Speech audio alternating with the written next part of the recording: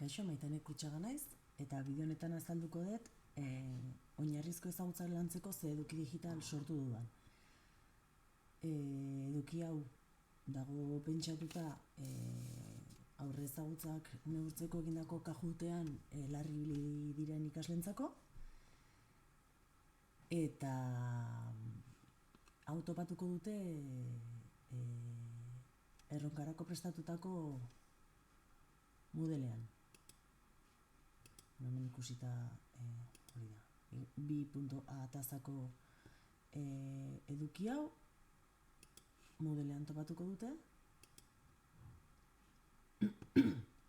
Ezagutzak finkatuz bezala izendatu dut. Eta honek bidal eramango ditu, azalpen txiki bat izango dute,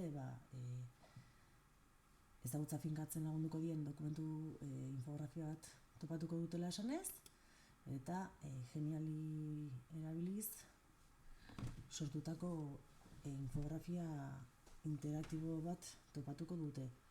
7 galdera sortu ditut, oinarrizko ezagutza horiek referentzia egiten diena, eta bakoitzan topatuko dute galderaren erantzuna. Irudi eta testu bitartez. Lizentziatutako infografia bat da, aitortu ez komertziala, partekatu berdin 4.0 nazioartekoa. Hori baita nik nire edukientzako erabil nahi dudan lizentzia.